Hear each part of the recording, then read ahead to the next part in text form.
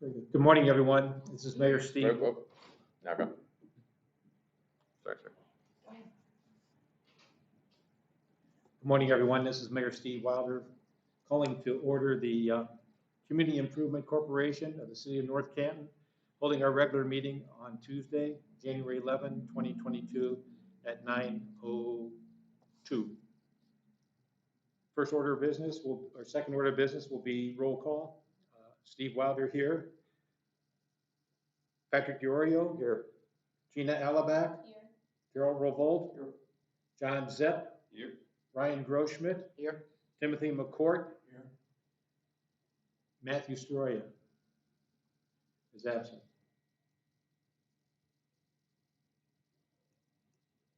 Seven present, one absent at this time. Item number 3A is review of the minutes from 12/28/21. May I have a motion to approve the minutes as submitted to everyone? So moved. Second by Mayor Revolt. Is there any discussion on those minutes from 12/28/21? If not, may I have a roll call to approve the minutes? Steve Wilder, yes. Patrick Diorio, Yes. Gina Alabac, Yes. Gerald Revolt, Yes. John Zepp, Yes. Ryan Groschmidt, Yes. Timothy McCourt. Yes. Motion is carried to approve the minutes of 12/28/21. Item number 4 on the agenda is new business. 4A is the organizational meeting. That is the purpose of this meeting. Before us is the Board of Trustees.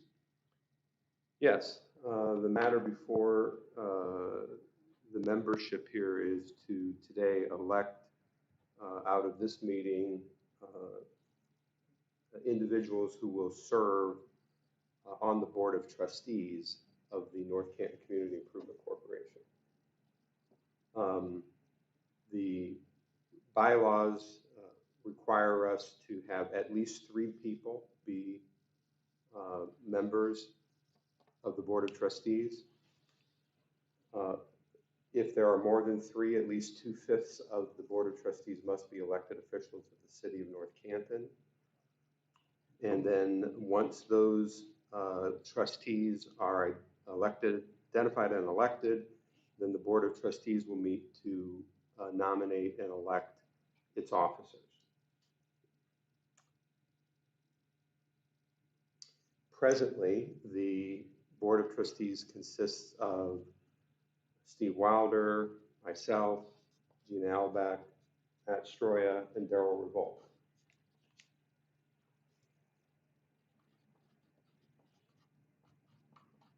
Historically, that has always been the case. There are certain responsibilities and that the Board of Trustees can carry out, certain things that they're granted to do by the bylaws to meet in order to move a business along quicker than putting together a meeting such as today with public notice and the like. It has always been these 5 individuals since inception in 1980. So leave it up to the floor as to what the president or the mayor is looking for right now as far as a motion to renominate as is, or if there are any changes. Patrick, technical question. Is this board limited to the number prescribed, or can it be larger? The restriction is only on the minimum size. So theoretically, we could have a civilian. Theoretically, the only requirement is that 2/5 must be elected officials, at least 2/5. So I mean, if understand maybe the gist of where you're trying to go, could the Board of Trustees be expanded to be 8? It could. But then you have your thresholds for what constitutes a meeting as far as how many are present to make a quorum. I'm just going from historical record, but when it was the 5 elected officials, they're here at City Hall all the time. And so it was easy to get 3 together at minimum to kind of move business along. So. Okay.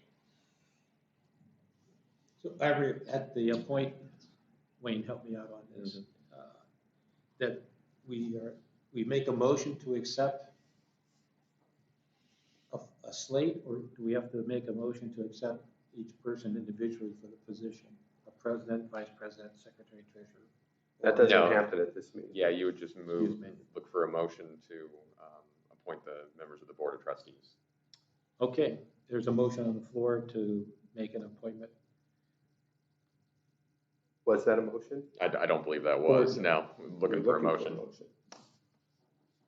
That was the motion. That is not a motion. That's not a motion. Revolt will make the motion. To elect, Yes. Board of Trustees. Yes. Okay, and there's a second by Mr. McCoy. To clarify here, is that motion to leave it the way it was as far as the current members? Yes. That's what I'm asking for. Thank you. All right, it's been motioned and seconded. Is there any other discussion on selection of the Board of Trustees? If not, we'll do a roll call vote. Steve Wilder, yes. Matthew Storia is absent. Patrick DiOrio? Yes. Gina Alabak? Yes. And Darrell Revolt? Yes. Yes. And Timothy McCourt? Yes. Brian Groschmidt? Yes. And John Zepp? Yes. Motion carries 7-0.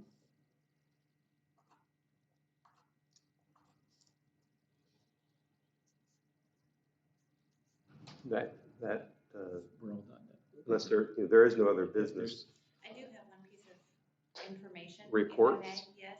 Reports then, please. I just wanted to make it public notice that the cash activity is available and complete for the CIC. I did provide a summary instead of the checkbook transactions. I thought this might be easier to recap. And then we'll just need a verbal or a roll call vote approval of the cash activity for the year ending, and then we can submit this for our audit report. So the beginning balance for 2021 was $473,097.82. The city contributed $525,000 to the CIC. The rental income on properties that we own but I have rentals in there is $39,000. Interest income $100. So we paid dues of $5,000, professional services $33,400, property maintenance $15,500, property and purchases $830,100, real estate taxes $14,500, utilities about $1,500. So our ending balance in the CIC bank for cash activity is $137,563.44. Well, I would make a motion to amend the agenda to include the report of the North Canton Community Improvement Corporation 2021 transactions as presented by the treasurer of the CIC. So if we could get that added to the agenda, then we could do something about it. Revolt will second that motion. Any further discussion on that, Mr. McCourt? What are the dues? That is the pledge to the Stark Economic Development Board Yes. for, we do $5,000 towards the community pledge that everybody's contributing. Not everyone is equally as excited about making that huge contribution. Is that for more than 3 years? Isn't that for 3 years? That is an annual. Or that's annual? Yes, Okay. pledge that the city, or I'm sorry, the CIC has made for as far back as we could find.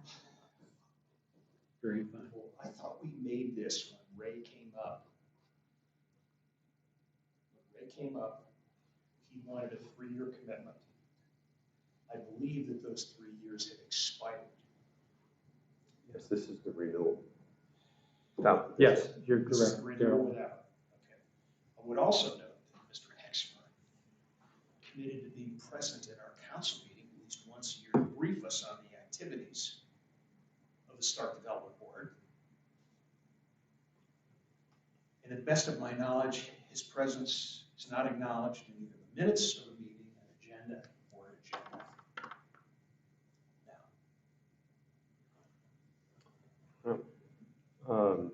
For purposes of defending the blind and disabled, those who can't be with us, we would note that there's been 2 years of COVID that Mr. Hexmer could not attend. Zoom. Thank you for that discussion point. But I think it's important for Mr. McCourt and others who are the civilians is that our enthusiasm for the development waxes and wanes.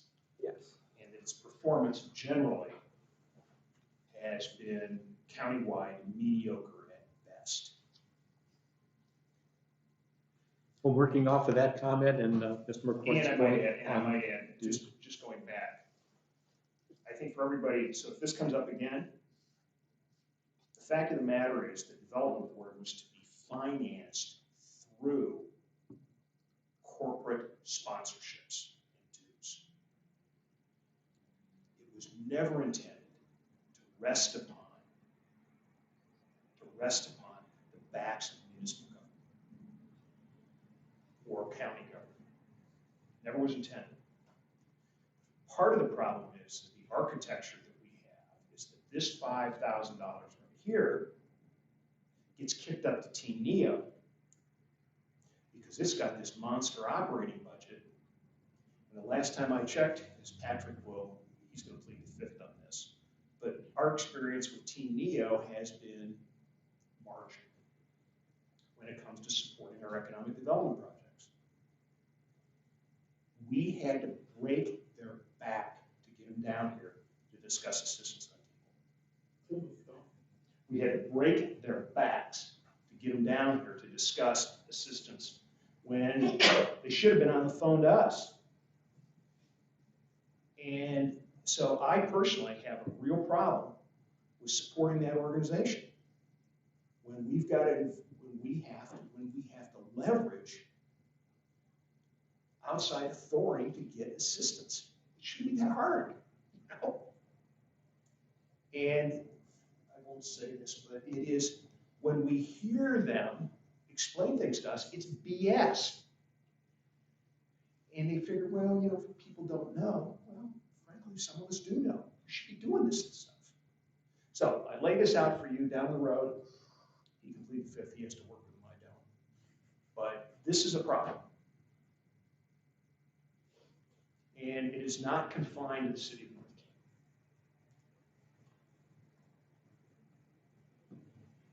North Canton. I think the chair is probably ready for a voice vote. I think he's ready. Call the roll. Thank you. The voice vote would be sufficient, or unless you. No, voice vote's fine. Fine. See, I didn't get that second cup of coffee this morning. Thank you very much for the conversation and discussion, and your points are well noted, Daryl. But we'll call for a vote to accept the the presentation from our finance director for the North Canton Community Improvement Corporation 2021 transactions. All in favor, say aye. Aye. Opposed?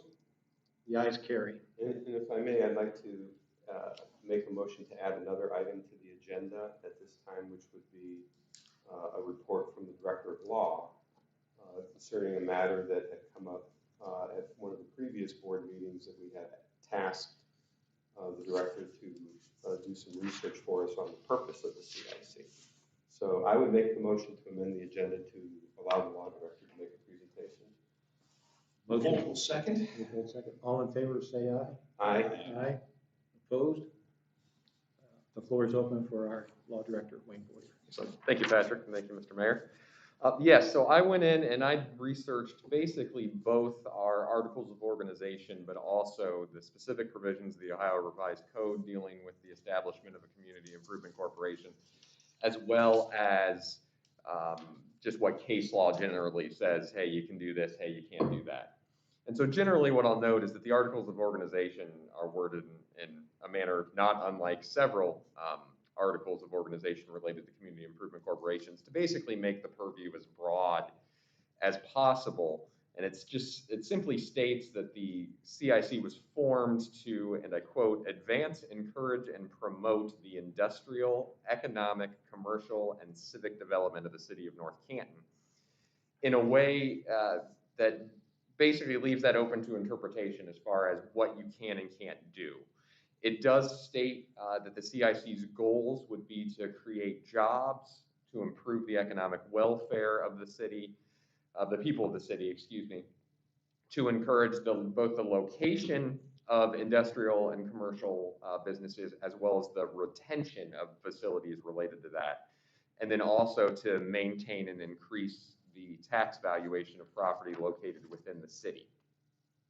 And so in order to further that, the Articles of Organization allow the CIC to print advertising, promotional, and educational material to assist that development. It allows the CIC to be proactive as far as reaching out to certain persons, certain firms, certain corporations that may be interested in relocating into the city or staying in the city and expanding for the purposes of development within the city.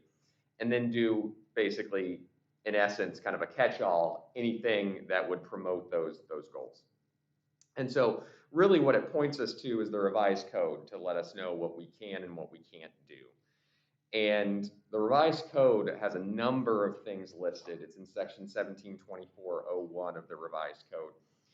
But basically, to answer the question, I believe Daryl had brought it up in our last meeting, CIC can basically do almost anything in order to bring things into the city. So what it can do, it can borrow money by loans, lines of credit, things of that nature in order to encourage people to come into the city. It can work directly with the Board of County Commissioners for the county to try to identify and bring in certain businesses. It can make loans to any person, any firm, any corporation, any association in relation to basically inducing them to come into the city. As we know from our activity over the past year, it can purchase, receive, hold, manage, lease, or otherwise acquire real and personal property in order to basically encourage that development. So do what we've done, but also from a personal property perspective, it could do the same thing. It can also acquire the goodwill, business rights, and other assets of any corporation, LLC, things of that nature. So if it were to identify, say, a corporation or a limited liability company that it thought would be wise to bring into the city for the purposes of development, it could go ahead and do that.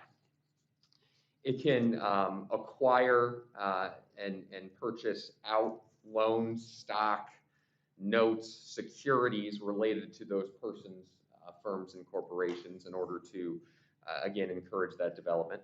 It can serve as an agent for grant applications. So if it identifies a business and wants to bring them in, and that business could potentially apply for an application for a grant or something like that, it can certainly do that.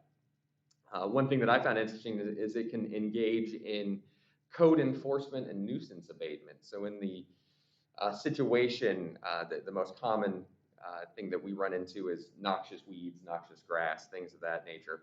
The CIC actually has the ability under the Ohio Revised Code to engage in enforcing those codes on behalf of the city in order to basically beautify the city and, again, make it more appealing for others to move in. It can charge fees or exchange in-kind goods or services for services rendered for other political subdivisions. So it can basically enter into kind of a tit-for-tat agreement with others. And it can purchase tax certificates at auction. Again, that kind of relates to the idea of being able to acquire property, but it can step into the shoes of a tax lien or a tax certificate on certain property. And then there's another catch-all provision, which reads, do all acts and things necessary or convenient to carry out the purposes of this section and the powers created including but not limited to contracting with the federal government, the state, or any political subdivision, board of county commissioners, county treasurer, any employee of those boards in order to basically execute the purposes as stated therein. And what I'll say is, that's limited to the revised code. When I looked at the case law, I honestly did not find a single case in which a court in Ohio stated that something that a community improvement corporation did exceeded their powers. The case law that I did find said that you could approve an application for bonds related to acquiring, constructing, operating, and maintaining an office building. The case law said that a CIC had the power to loan funds to plumbing, heating, and electrical services company in relation to acquiring property. And it could also loan funds to any private company building in addition to a commercial or industrial property within their locale. So really, to summarize what we had talked about last meeting, CIC has very, very broad powers as far as figuring out the ultimate goal of the development of the city and the economic base thereof.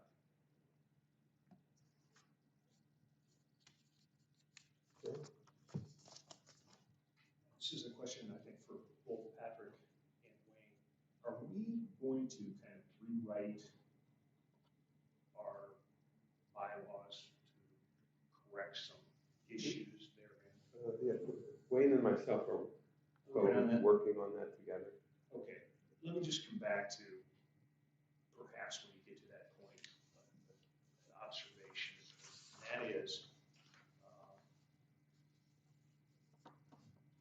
I might suggest that we have a discussion or just do it, but that our bylaws specifically state that we cannot loan or grant funds for operating purposes. Every now and then we get members of council who want to come in and support small business with loans, grants. That is an extraordinarily unwise position to take. So for our purposes, when we are making a loan or a grant, it's for fixed assets.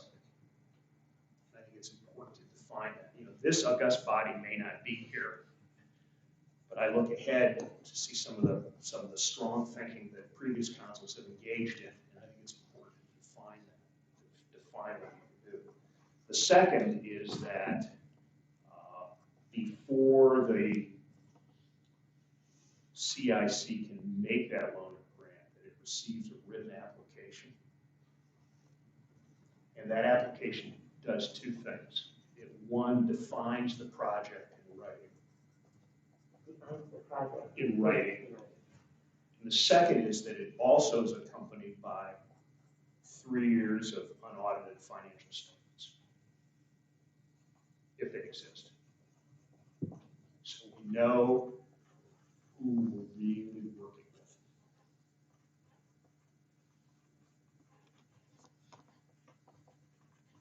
Not the genie. But and those conditions are pretty standard through the development world. Now, Canton's had some success. I think some very limited success bootstrapping some small businesses with microloans. But I think there are other entities that should do that. Now, that's really a function for the development board. Let it do that. But I don't think necessarily that should be a role for our CIC. I think that's fair, and I think it's a situation that just because we can doesn't mean we should. That's correct. That's exactly it. I mean, there are just too many instances out there where, bad ideas, they develop energy and they become unstoppable. Well, you really need something to say, hey, listen, we can't buy let's do this. And the other is that when you ask for 3 years of unaudited financial statements, that tends to slow folks up. They really don't want to show you what their business is about.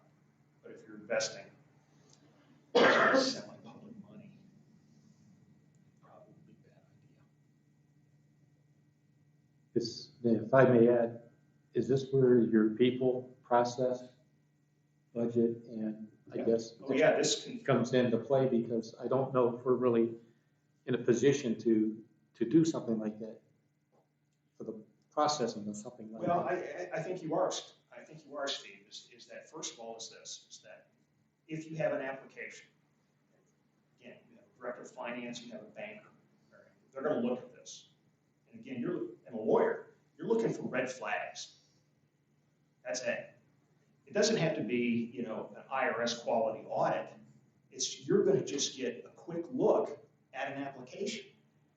And the other thing is this, is that I just happen to believe, I want that person to tell me what this project is. So if there's any dispute in the future about what's occurred, well, hey, you didn't do what you committed to us to doing. And I think that's really important. If we're gonna play in that space, we need to make sure that we protect ourselves. The other is, and as we all know, this is a public body. Its activities are subject to public records requests. And I think part of our operation is to indicate to the public that we have exercised some due diligence. What is it?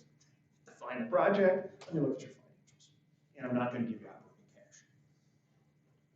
Part of that is, I don't think we're being insensitive to small businesses or business, but there are other avenues that That's they correct. can secure, funding for small business. And I'd rather see them exhaust those and let us concentrate on things that we can, safely support here through the CI. To your point, I believe that during the Obama administration's American Recovery Relief Act, or whatever it was, I think there was some small business money in there. And we had people coming up to council looking for loans to run their small, or I've got an idea, I want to do this business. No, we don't do that. But if you take a council that's not particularly adept, or a mayor, you find yourself moving down that path. You don't want to go there. Ohio Department of Development is still loaning out money to small business. Yeah, they can go some other place. We receive those emails monthly. To the mayor's point, that's an area we shouldn't play, a space we shouldn't play. Let's leave it to somebody else. Well, and obviously, when you get into a business operating expenses, there's a certain amount of opaqueness to it Yes. that we can't penetrate. We can't leverage enough assets to look into the books deeply enough in the business to know that this is a good idea, a good expense to fund. So My experience has been that we usually ask for the audit and the statements, you may not get it. And that closes the matter right you hear the dial tone. there. Pardon? You hear the dial You hear tone. it out. Yep. So just a suggestion. Well, I would, look to be the yang to your yin here. And I look too down the road when all of us won't be here, Darrell. And I'm thinking that you need something a little more, I think you need another fail-safe mechanism, because just putting it into the bylaws can be changed.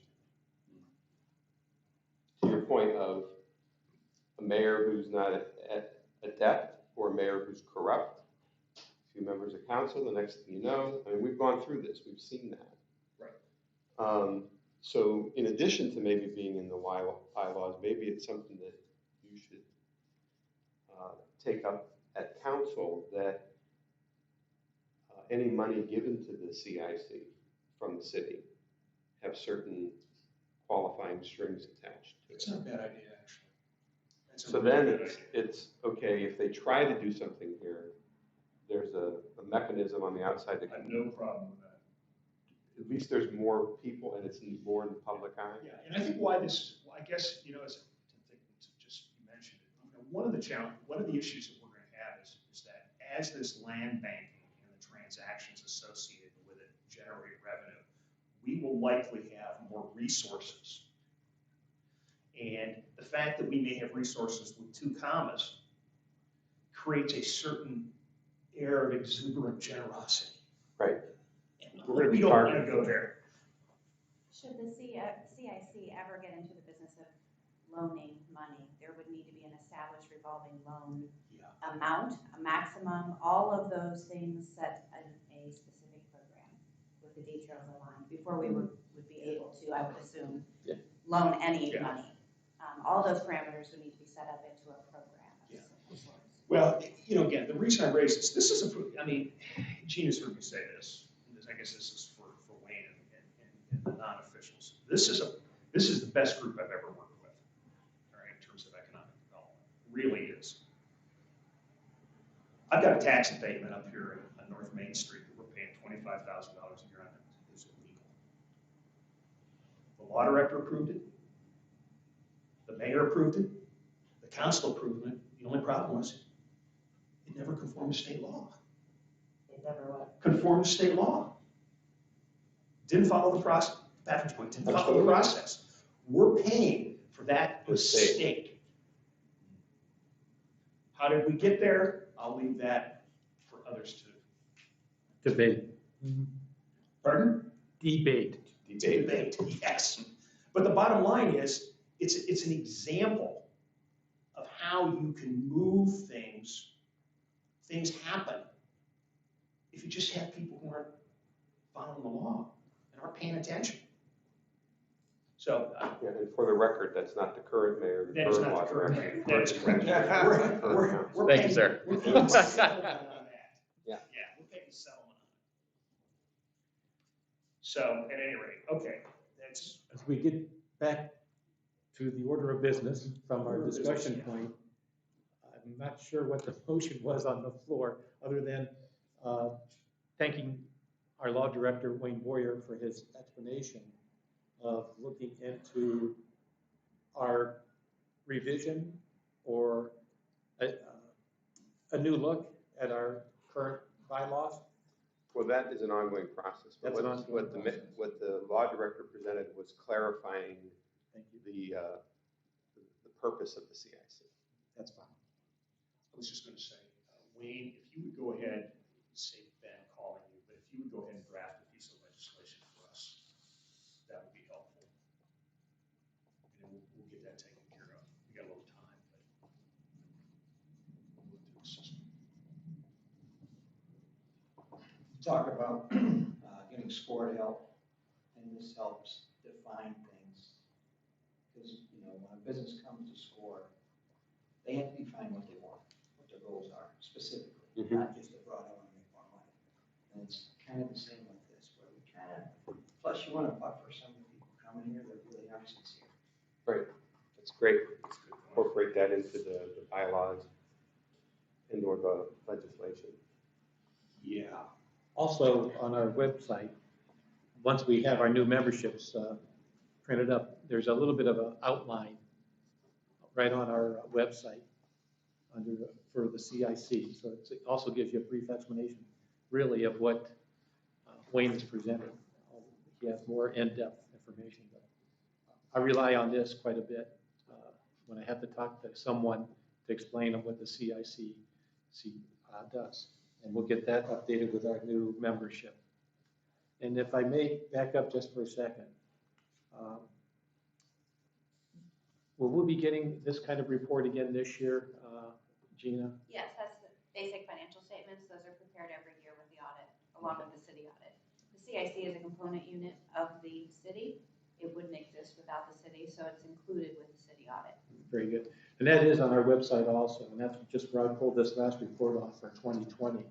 And what I think what we're going to see this year, I thank the board for their support for our investments, because it's an investment for the future. The activities that we're doing now, and the cooperation from council and with us from the CIC being able to make purchases on acquisitions, I think it's critical for the future.